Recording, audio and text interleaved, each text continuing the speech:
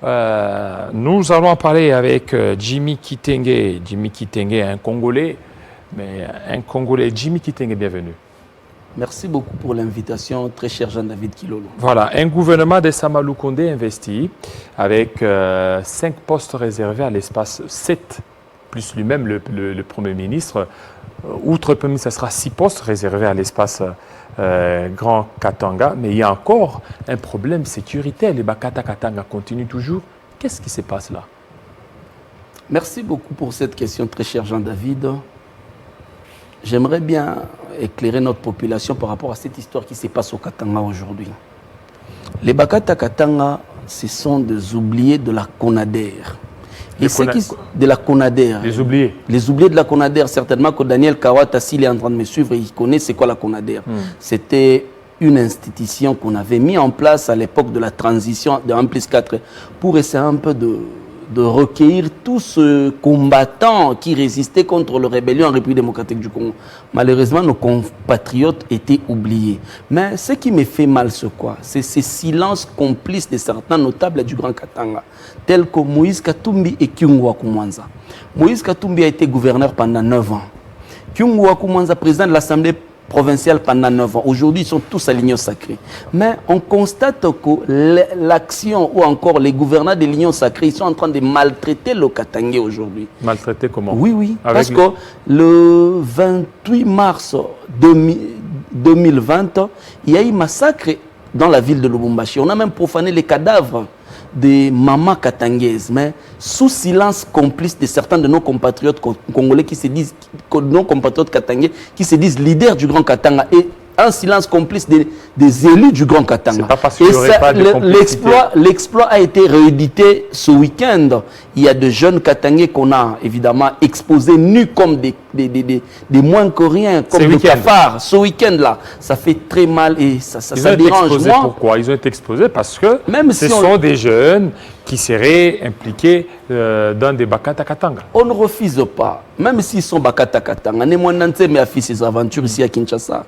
Mais en fin de compte, on l'a gratifié par une Jeep.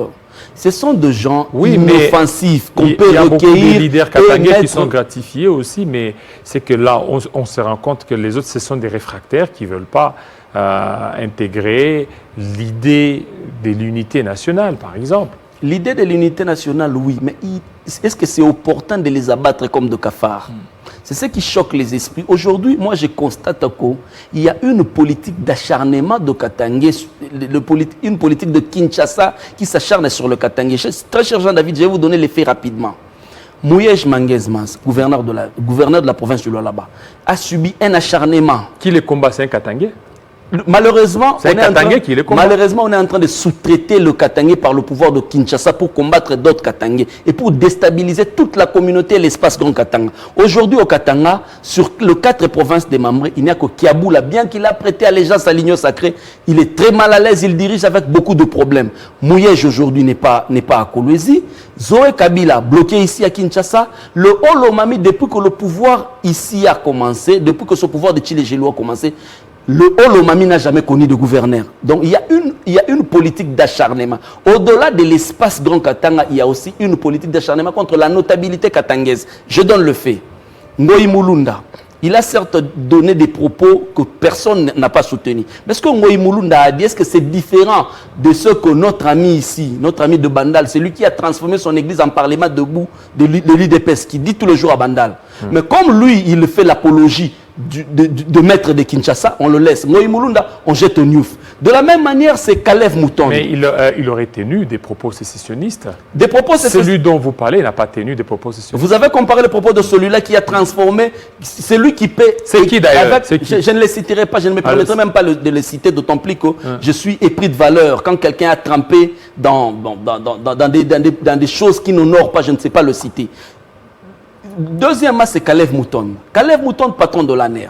Diable, on nous a présenté Kalev Mouton comme étant un diable. Mais aujourd'hui, l'ANER est en train toujours d'interpeller les gens. Si Kalev était aussi mauvais, mais quand Kalev a arrêté tout ce monde-là qui ont fait de plainte contre Kalev, Kalev les a déférés en justice. C'est la même justice qui hier, cette justice avait condamné tous ces gens-là. C'est la même justice qui s'acharne aujourd'hui sur Kalev Mouton. tout en disant que Kalev va torturer. Kalev avait autant de muscles pour torturer les gens. Si Kalev va torturer, ça veut dire qu'il a donné des instructions et aux directeurs et aux agents. Pourquoi ne pas arrêter et les agents et les directeurs? On s'acharne sur Kalev. Comme si ça ne suffisait pas, c'est le général Numbi. Le général Numbi est un acteur majeur de la passation de pouvoir civilisé dans notre pays. Général Numbi, c'est quand même un des rares généraux qui a participé dans la pacification de notre pays, dans la formation de plusieurs brigades et brigades, bataillons, régiments de ces forces armées de la République démocratique du Congo. Mais cet acharnement sur le général Numbi, nous ne comprenons pratiquement rien. Aujourd'hui, il y a un mécanisme mis en place par Kinshasa pour s'acharner malheureusement contre le Katangais. Et ça passe malheureusement par certains Katangais sous-traités pour de miettes. Moi, je suis choqué de voir qu'on va exposer des jeunes Katangais comme ça, nus, mais sans qu'il y ait ne fût-ce qu'une déclaration des élus du Katanga. Ça, moi, ça me choque. Mais n'oubliez pas qu'il y a un premier ministre du Katanga. Premier ministre du Katanga, on va en parler, c'est un premier ministre. Il est là. Évidemment, voilà, protocolaire. Les preuves sont là. Mais comment protocolaire? Mais quand un premier ministre n'est pas même capable de signer sur son programme et qu'on signe à sa place, en quoi est-ce qu'on est premier ministre? C'est un premier ministre protocolaire. Demain, on va dire que c'est Sama le diable. On va dire que c'est Sama le diable. Pourquoi? Pourtant, ce n'est pas lui qui appose la signature sur le document. Voilà, maintenant, le gouvernement a été investi. Oui, oui. Aujourd'hui.